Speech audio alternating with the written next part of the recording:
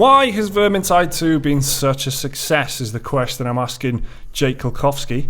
I being Mike Williams, of course. Ah, yes. And we're joined today by, of course, Dan. How's it going, Dan?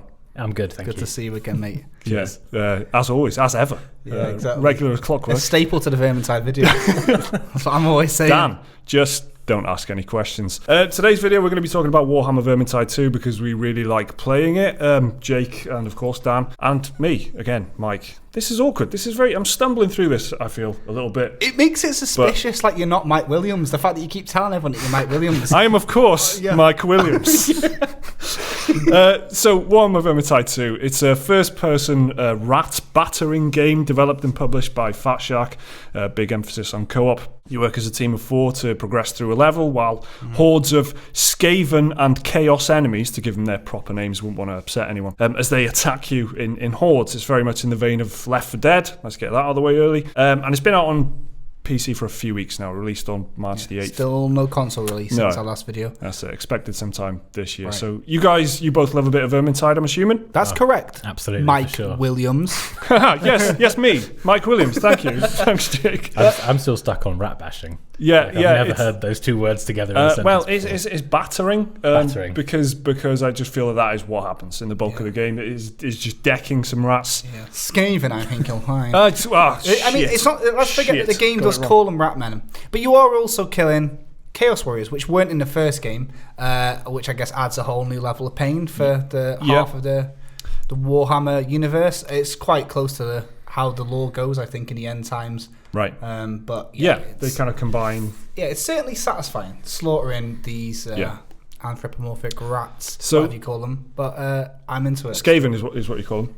I'm refusing. So this game's, we've already done like an impressions video on this game. We that's played right, it a lot around the time of release. We got it a couple of weeks early. Thank you very much, Fat Shark, which helped us make some content before the game came out, and that was great. But it's been a few weeks now. We're still playing it. We're still really enjoying it. There's been a few news stories as well that have surfaced just about how successful this game has been in comparison to the first game, which in itself was a success. The developers look on that game as a successful game, right? So I just wanted to kind of talk to you guys about why exactly it's kicked off the way it has, why people seem to like it so much, why it's got such a strong community already, and why we personally are kind of keep going back to it. We keep kind of hooked to it. So let's just dive in first with what classes are you guys using? All right. Primarily, I'm using the dwarf, right? Ericsson in it. Yeah. You know what I mean? It's great because I played the Slayer character now that I've unlocked it. I hadn't in the time we recorded the first video, but that's even better than I expected it to be. You get a melee-only class that is kind of like a berserker, which means no top, or you've got no armor on, just got a mohawk. That's what I like in the lore, isn't it? Very much a berserker. Yeah, exactly. Wild if kind of. you use them in Warhammer, Total War Warhammer, then you'll know what exactly they look exactly as expected. But basically, unlike the other classes, it's stuck to melee only. You get 2 sets of melee weapons. So I'm using a hammer, and then I've got my 2 axes. I can just switch them out. But it's just pure damage, pure smashing, leaping into the middle of it all, and just going haywire.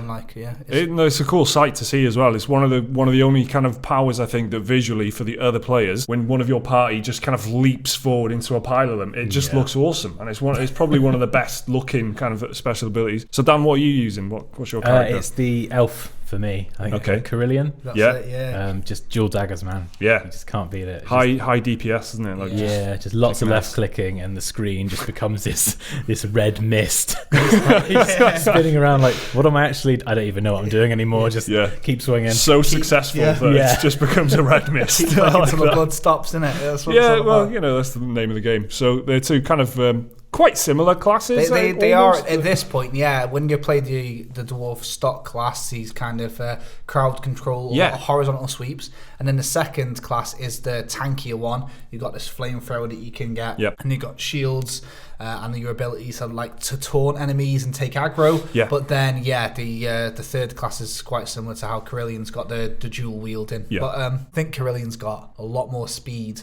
Unless I'm using my ability. Definitely. Carillion's ranged, which is big. Top archer as well, right? So just kind of can fire arrows off left, right, and centre, which makes a big difference. What are you playing? Like, what subclass is it, Dan? What's your special ability? Can you remember off the top of your head? So the one that I'm playing the most is probably Shade, which is the third one you unlock. Because you can go into stealth, basically, and so if your whole party just gets completely wiped you can go into stealth and just go and pick everyone back up. It's something. So it's one of those abilities you don't really use much, but then it's kind of it can save the day, but it's kind of lame because I'm using Marcus Gruber.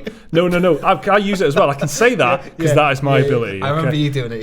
It's and it is a lifesaver totally. Like everyone else is down, you can just save the day, and but it is pretty like pathetic. Like everyone else, like one person's leaping into crowds of Skaven and just like flailing axes and doing some damage, but then you can go, ha! Now you can't see me, so that's cool. It's for Carillion because they're really high damage output. They get a lot of aggro as well. So it's super useful when you start on a boss and then the boss turns around and he's about to eat you, and you can just. You can also find yourself into a good position and get behind them as the big bosses and stuff and start dealing damage. So that's how we're playing, and that gives you a little flavour of the different playstyles, I guess, already, because all of us have got different characters and different ways of doing things. So the real story with this is that Vermintide 2 has gone kind of way above and beyond its predecessor, which was Warhammer End Times Vermintide. This game, Vermintide 2, has sold 500,000 copies in its first 4 days. It's made more revenue in its first 2 weeks on PC than the original made in its lifetime. Fat Shark Chief Executive Martin Walland says if you have a successful game like End Times, that the old audience are like evangelists. They're like, they'll vouch for the game and they help spread word of mouth without them spending a penny on marketing. There's already a crowd of people who are interested in the game. Following sort of thing, isn't it? Exactly. So here's some quotes of what he said. Here's what he thinks, as to why this game has been so successful. He says, it's a much better game. We have learned a lot about giving people something to strive for. We have a different system by which players can get stuff. The core of the game is just better. So he thinks there's two things. Word of mouth from the first game, and it's just flat out a better game. So that's what Fat Shark themselves think. What do you guys think? Why do you guys think? What do you enjoy about it so much, personally? First of all, what's the hook that's got you coming back to it? It's weird because it tricks you into thinking it's quite casual co-op, but in fact it can be quite brutal, and you really do need to work with a team to get your way through. But what I mean by casual is like you can play with randoms for one game, and then you can play with your own party, your own group of mates the next, and it doesn't feel like you have to do everything together. But it just seems simple enough to load up a game. You can say, do you want to play a game of Vermintide for a bit? You can do one match. It's kind of like 20 minutes. It's not like doing like a WoW raid or like an MMO dungeon thing that can take like an hour and 40 to 2 hours. You can just hop in and play one match if you want, and that's you for the night. It seems to be a nice, easy way of getting your friends together and playing a game. That's what I like anyway. I'm enjoying it more for the fact that it's a co-op experience. Playing it single player, I do feel that like the attacks are very kinetic. It does feel quite meaty. I think they've really nailed that somehow. I can't really put my finger on it. I don't really know what the secret is there, but the response when I'm clicking, I just feel like that is powerful. It's violence umami, isn't it? It just feels great. Wow. Yeah. In fact, you should trademark that, mate. Because all right, I think maybe I feel like that could be a good indie game actually. Violence umami. Yeah, no, that's very very cool. Okay, I regret saying it out loud now. It's kind of how Monster Hunter does the same thing as well. It feels meaty when you're hitting people. You're feeling like, wow, I really am a dwarf with two axes. You're getting that feedback, and I like that. I think it's a nice cohesive package. What about you, Dan? What do you like about it so much? I think the blocking as well, just following on from what you said, Jake, is pretty like, it just has that nice sort of, you block just at the last minute and it's got that nice sort of twang to it. Yeah. It just makes you feel like a bit of a badass, really, doesn't it? There's really some really nice elegant things around that, like the fact that when you hold block, you're blocking in 360 degrees. So I think pretty much almost in an arc, you'll deflect all the attacks. So you don't have to be really, it's not like Chivalry where you have to be just aiming the right angle and the right, it's like, it's just you've made the decision to block, and that alone is all it needs, and you're rewarded with that clang, and it feels like a move in itself. It's like how is that cool? How is taking a hit cool? Well, they've done it. They've made that feedback there. They're very like detailed, minor things, you'd say. Like, it's a weird thing to say, isn't it? But when you play it, you really do feel like it makes you feel like a badass. It makes you feel like you are about to go head on with an army of Skaven, and even the specials, like the big sorcerer guy who makes that plague hurricane thing. He's the worst one. It makes you feel really good taking them all down. And I really like the set pieces as well. Like, it's just got that proper, like, honestly, me and Mike spend about 90% of our time either thinking of or typing out Lord of the Rings quotes, isn't it, to each other? when we're in the mines and that, it's like cousin Balin. How can you not? And when you know the hordes are coming, you start quoting quoting the scene from the Fellowship of the Ring. We have barred the gates, we cannot get out. We're just like, we've got enough time to type that in the chat window.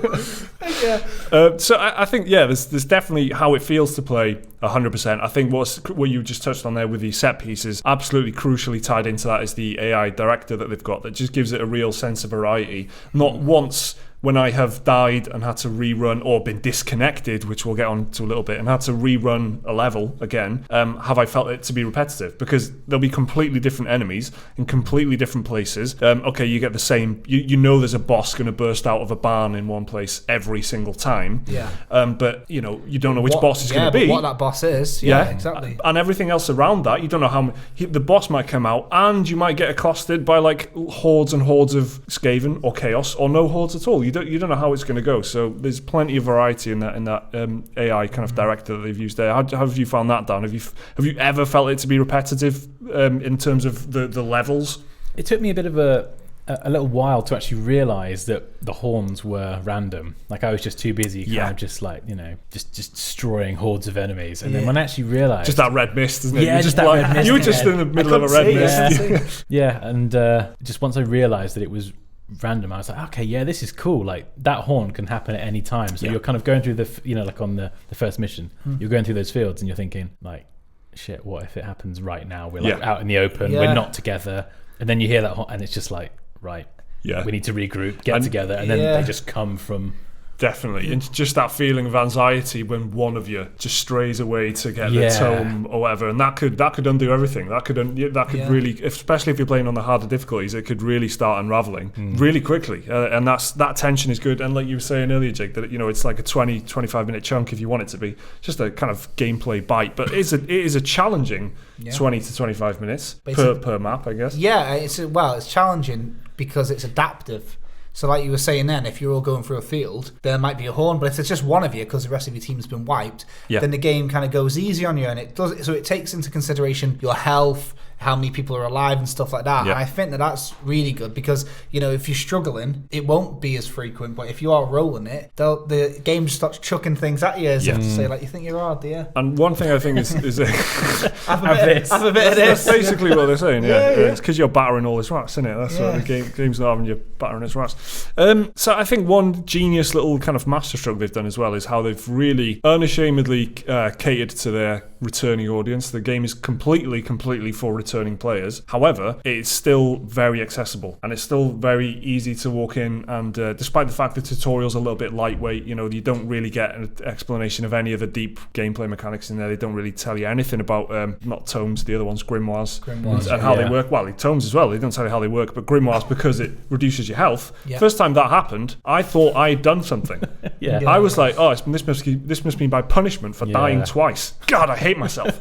I thought that was my penance for, it was just a grim. I typed in the chat when that happened to me. I said, guys, what's happened to my health? And someone put grim, and I went, what?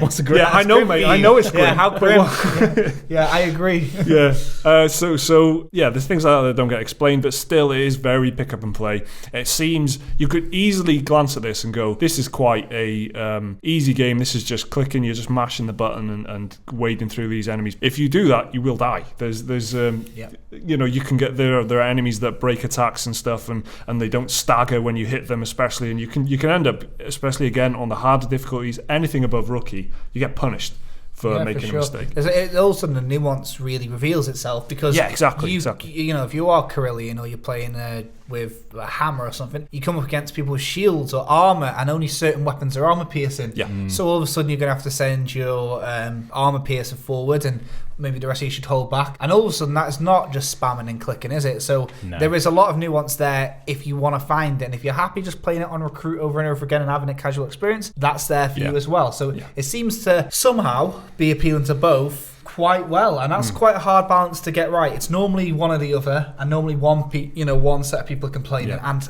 a lot of the time these days it's returning audiences who are getting upset about a game getting sent out to appeal to casual players or new players more than them, and they feel a little bit entitled because they supported the game from the roots. And to hear that this is kind of almost the opposite, a lot of the criticism I've seen is that it is challenging even on recruit mode is kind of and it's for those, they designed it for themselves almost, because because they're big the developers of themselves are obviously big Vermintide players. They love playing the game. They made the game that they want to play, and you can see that. Well, you say obviously, but to me, it's like I was surprised at almost, because I was like, I would think that they would have been sick of it after working. Right? Yeah. Or a lot of devs don't end up playing their games like in their spare time, but these guys do. So in some ways, I guess it is obvious. But for others, I was actually quite surprised to hear that they were high-level characters on the first game anyway. So Can I be honest? I didn't actually play the first one that much. No, I didn't touch it. We didn't go into it at all, you know. Yeah, I think I played it for a bit. I probably didn't give it enough time, to be fair, but I felt that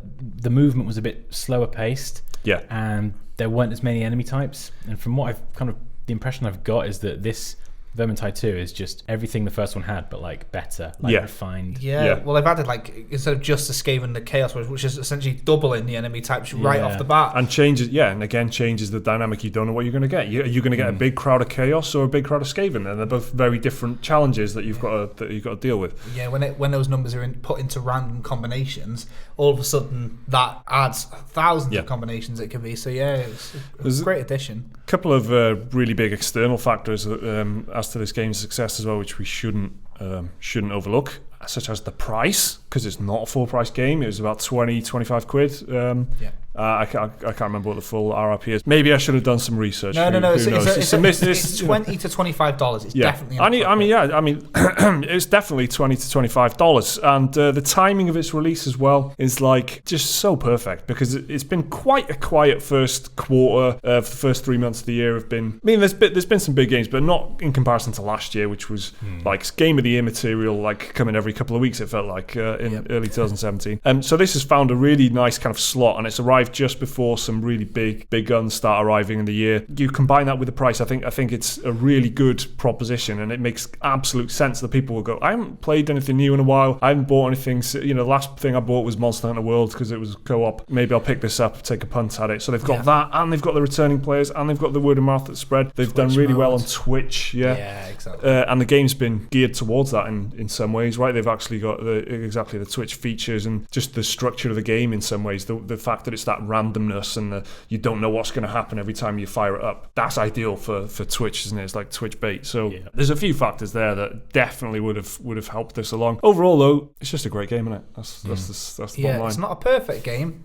but it's a great game. Yeah. There's a lot of issues with the game that seem to be getting addressed head on. That's another thing to quickly consider. Not only have they done all this stuff in the present or in the past, but they're also talking quite clearly about the near future. They've got a roadmap of mod support. They've got a roadmap for dedicated servers. They've got not a set release date, but they've got next month DLC Part 1 coming out, which almost doubles the maps, if I remember rightly. I think there's... Well, it's a good handful anyway, whatever it is, isn't it? It's about 8 maps or something like that. That's 8 maps, and there's 12 in the current game, so it's almost double content. And I feel that any sort of issues that have been glaringly obvious, like AI direction balance and host migration problems, are being addressed pretty quickly, and that's looking good for them as well. Yeah. So there you go. Those are our thoughts on Warhammer Vermintide 2 and why it's been so successful. Are you playing it? What are your thoughts on the game? Why do you think it's taken off the way it has? Just let us know down in the comments. That'd be great. Thanks to Jake Kulkowski and of course Dan. Thanks for joining us. Cheers, again, Dan. Dan is Dan White off of Dansky. And if you're wondering who Dan is, then check out this week's podcast, which will be episode 57, I think, for a bit more on who Dan is and why he's in our videos, I guess. I've been Mike Williams. Thanks a lot for watching. Thanks for listening. We'll see you next time.